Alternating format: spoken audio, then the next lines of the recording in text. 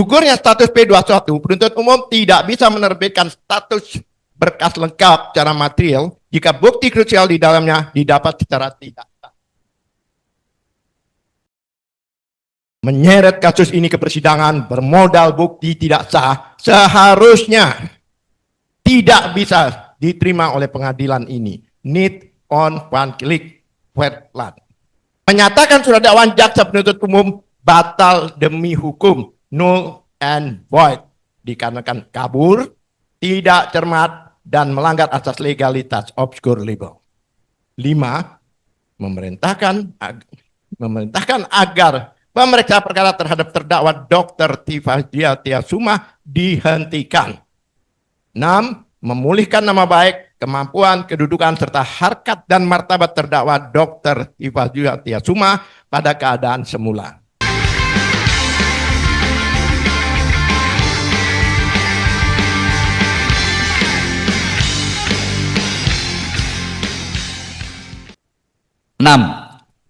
Surat dakwaan tidak sah karena bukan untuk kepentingan penegakan hukum. Perkara yang saat ini mendudukkan seorang Dr. Tifazia Tiasuma menjadi terdakwa memunculkan pertanyaan besar mengenai supremasi hukum dan kebebasan berpendapat di Indonesia. Mengkritisi dan mempertanyakan keabsahan dokumen persyaratan pejabat publik berujung pada proses hukum yang syarat akan pelanggaran konstitusi, undang-undang hingga prosedural internal kepolisian. A. Mempermasalahkan dokumen publik adalah hak konstitusional bahwa berdasarkan pada pasal 28F Undang-Undang Dasar 1945 yang berbunyi, setiap orang berhak untuk berkomunikasi dan memperoleh informasi untuk pengembangan pribadi dan lingkungan sosialnya, serta berhak untuk mencari, memperoleh, memiliki, menyimpan, mengolah dan menyampaikan informasi dengan menggunakan segala jenis saluran tersedia. 1. Tindakan terdakwa dalam membaca, mengkaji dan menganalisa dokumen digital yang dimuat oleh Stian Sandi merupakan bentuk pengejawantahan dari hak konstitusional untuk mencari, memperoleh dan mengolah informasi. Secara hukum dasar, setiap warga negara berhak mengkaji data atau informasi yang sudah menjadi konsumsi publik, apalagi telah dimuat oleh pihak lain yang sengaja diperuntukkan oleh pembuat atau pengunduh untuk konsumsi publik. 2. Tindakan terdakwa dalam mengumumkan hasil pengkajiannya ke publik, baik melalui media sosial, pers, atau seluruh digital lainnya, atau saluran digital lainnya, dilindungi oleh frasa ini. Mengemukakan hasil pemikiran, analisa, atau kesimpulan dari sebuah informasi adalah hak yang dijamin oleh negara untuk tujuan kebebasan berekspresi. 3. Terdakwa melakukan pengkajian dan penyampaian hasil tersebut dapat dipersamakan sebagai upaya diskursus publik. Dalam iklim demokrasi, kritik, analisis, atau penyampaian temuan ke publik adalah cara warga negara berkontribusi pada pengembangan lingkungan sosial dan pengawasan sipil. Dengan demikian, tindakan terdakwa ini bersesuaian dengan frasa dalam Undang-Undang Dasar yang berbunyi, dan menyampaikan informasi dengan menggunakan segala jenis saluran yang tersedia. Selain daripada itu juga bersesuai dengan frasa untuk mengembangkan pribadi dan lingkungan sosialnya. Jika penuntut umum berargumentasi sebaliknya, bahwa pasal 28F Undang-Undang Dasar 1945 tidak berlaku bagi terdakwa karena mengandung niat jahat atau mens rea untuk mencemarkan nama baik pemilik dokumen ijazah, maka penuntut umum wajib menguraikan secara terperinci niat terdakwa ini. Artinya, surat dakwaan harus mengubah hal yang abstrak, niat di dalam pikiran, menjadi suatu yang konkret melalui uraian rangkaian perbuatan terdakwa. Uraian ini harus disampaikan dengan cermat bagaimana pengkajian tersebut dilandasi oleh itikat buruk dan kesengajaan untuk menyerang kehormatan secara spesifik. Karena uraian seperti ini tidak ada dalam surat dakwaan, maka surat dakwaan tersebut harus dianggap kabur atau obscur libel dan harus dibatalkan. B. Tentang Undang-Undang Nomor 14 Tahun 2008 tentang keterbukaan informasi publik. Setiap warga negara berhak mencari, memperoleh dan menyampaikan informasi termasuk perihal ijazahnya Joko Widodo. Dalam konteks inilah terdakwa melakukan pengkajian itu. Hal ini diperkuat oleh Undang-Undang Nomor 14 Tahun 2008 tentang Keterbukaan Informasi Publik atau KIP. Bila penuntut umum mendakwa bahwa perbuatan terdakwa bukan dalam rangka kepentingan publik, maka hal ini harus diuraikan secara jelas, tepat dan cermat dalam surat dakwaannya. Kami, tim advokat terdakwa berpendapat bahwa tindakan terdakwa adalah demi kepentingan publik karena 3 hal sebagai berikut. 1. Status badan publik. Bahwa Universitas Gadjah Mada, UGM, dan Komisi Pemilihan Umum, KPU, adalah badan publik yang menerima dana dari APBN. 2. Status dokumen. Bahwa ijazah yang digunakan sebagai persyaratan administrasi seorang pejabat publik bukan lagi dokumen privat, melainkan dokumen publik yang sifatnya terbuka dan diuji keabsahannya oleh masyarakat. 3. Pelanggaran KIP, bahwa penolakan institusi terkait untuk membuka informasi ijazah tersebut, padahal sudah diminta secara resmi oleh masyarakat, merupakan pelanggaran langsung terhadap Undang-Undang KIP, Pasal 2 dan Pasal 4. Menyebarluaskan dan mempertanyakan informasi publik adalah hak yang dilindungi, bukan sebuah kejahatan. C. Pengabaian hak kekebalan hukum terhadap terdakwa sebagai saksi. Terdakwa dalam perkara ini sebetulnya berposisi sebagai saksi atas laporan Pendumas TPUA berdasarkan pasal 10 Undang-Undang Nomor 31 Tahun 2014 tentang perlindungan saksi dan korban. Terdakwa sebagai saksi memiliki kekebalan hukum. Sebagai saksi, seharusnya terdakwa tidak dapat dituntut secara pidana maupun perdata atas kesaksiannya. Menurut Undang-Undang AKUO, jika ada tuntutan hukum terhadap terdakwa sebagai saksi, maka proses hukum tersebut wajib ditunda hingga kasus yang dia saksikan mendapat putusan pengadilan berkekuatan hukum tetap atau ingkrah. 3.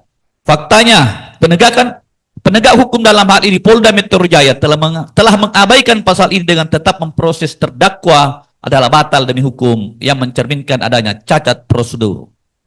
Atas dasar argumen dan fakta di atas, seharusnya penuntut umum menguraikan dalam surat dakwaan mengapa pengabaian hak kekebalan hukum ini tidak berlaku bagi terdakwa. Absennya uraian ini dalam surat dakwaan, maka surat dakwaan tersebut harus dianggap kabur, abskur liberal, dan harus dibatalkan. D. Cacat formil pada prosedur laboratorium forensik. Bahwa salah satu alasan mengapa perkara ini bisa dinyatakan lengkap atau P21 hingga bisa diserahkan untuk dituntut ke pengadilan ini adalah karena laporan dari laboratorium forensik Bareskrim Polri atas barang bukti ijazah yang telah menabrak aturan internal kepolisian, yakni Perkap nomor 10 tahun 2009. Syarat formal pemeriksaan laboratorium, pasal 84 ayat 1 Perkap 10 tahun 2009, mewajibkan adanya kelengkapan administratif. Namun proses ini dinilai cacat karena 1. Tidak ada laporan polisi, LP. Pemeriksaan dilakukan saat kasus masih berstatus pengaduan masyarakat, bukan penyidikan. 2. Tidak ada BAP tersangka. Pemeriksaan terdakwa atau saksi belum rampung. Padahal BAP adalah syarat wajib sebelum uji lab 4. 3. Tidak ada berita acara penyitaan sesuai pasal 1 butir 16 KUHP lama dan pasal 1 butir 35 KUHP baru. Penyitaan hanya bisa dilakukan dalam tahap penyidikan, penuntutan, persidangan untuk pembuktian pro justisia. Faktanya, ijazah tersebut diuji tanpa mempertimbangkan ketentuan di atas. Bahkan, dokumen dikembalikan sebelum hasil diumumkan oleh Dirtipidum Bareskrim Polri pada tanggal 22 Mei 2025. Dilanjutkan oleh rekan.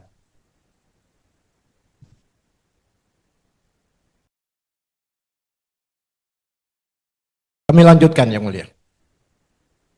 Bahwa tanpa pemenuhan syarat formil dan administrasi secara ketat, pihak Lab4 Polri memiliki kewajiban hukum untuk menolak dan mengembalikan permohonan pemeriksaan.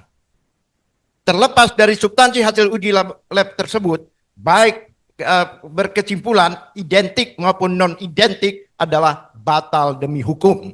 Berdasarkan rezim KUHP baru, yakni Undang-Undang Nomor 20 Tahun 2025, KUHP 2025 sistem pembuktian pidana tunduk secara ketat pada doktrin exclusionary rule merujuk pada pembatasan legalitas bukti yang termaktub dalam pasal 235 Undang-Undang Nomor 20 Tahun 2025. Alat bukti yang diperoleh melalui cara-cara yang melawan hukum secara otomatis kehilangan nilai pembuktiannya dan dianggap tidak ada. Kami ulangi, alat bukti yang diperoleh melalui cara-cara yang melawan hukum secara otomatis kehilangan nilai pembuktiannya dan dianggap tidak sah.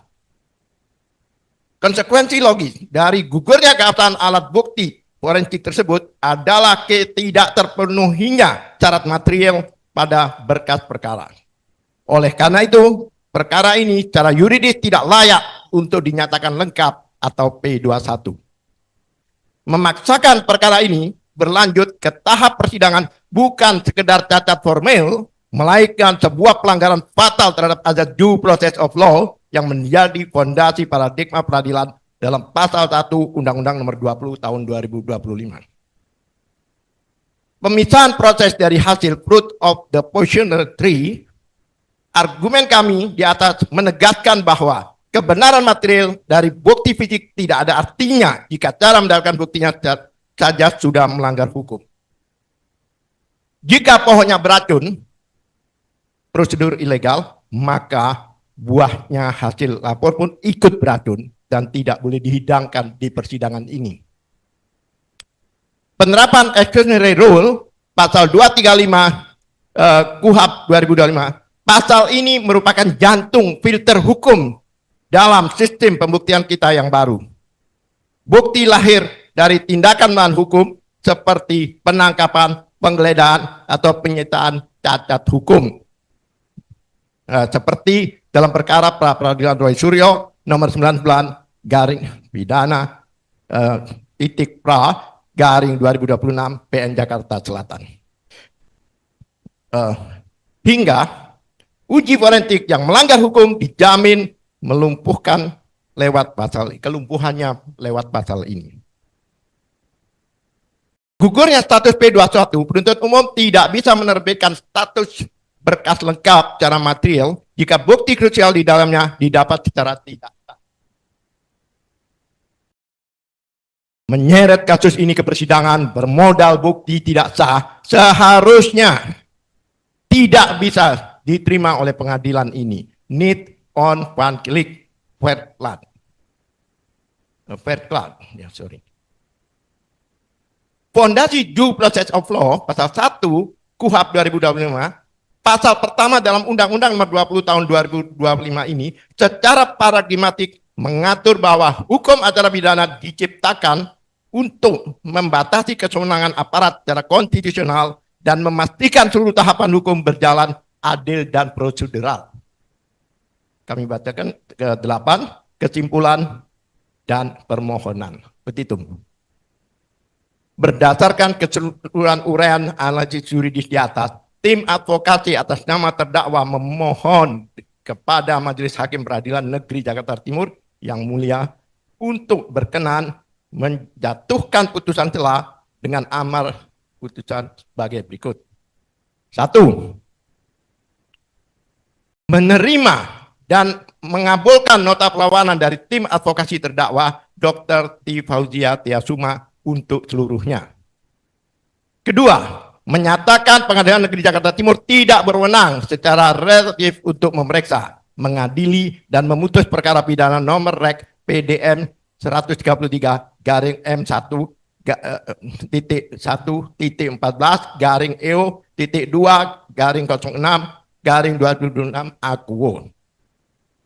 Menyatakan surat dakwaan jaksa penuntut umum nomor Rek perkara PDM 133 garing M titik 1.14 garing EO titik 2 garing 06 garing 2026 tidak dapat diterima atau need on part click part line. Karena gugurnya hak menuntut akibat pencabutan pengaduan dan pelanggaran imunitas saksi. 4. Menyatakan surat dakwaan jaksa penuntut umum batal demi hukum, null and void dikarenakan kabur, tidak cermat, dan melanggar asas legalitas obscure libel.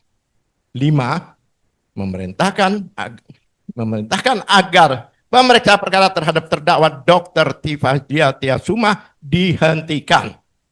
6. Memulihkan nama baik, kemampuan, kedudukan, serta harkat dan martabat terdakwa Dr. Tifa Tiasuma pada keadaan semula. 7. Membebankan biaya perkara yang timbul kepada negara. Atau apabila majelis hakim yang mulia berpendapat lain, mohon menjatuhkan putusan yang seadil-adilnya. Ek aku et bono. Jakarta, 9 Juli 2006, tim advokat Dr. Tifa, Dr. Andes Abdullah Al-Kateri, SHMBE, dan kawan-kawan. Terima kasih, Mulia. Itu ya, sudah dibacakan lengkap untuk perlawanan dari terdakwa melalui tim advokatnya. Bapak ada soft copy? Ada ya?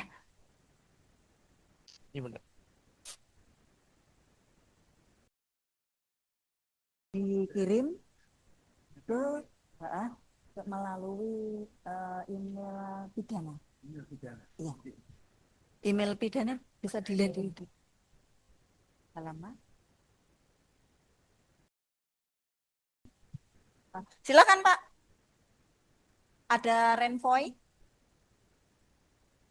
Halaman 34.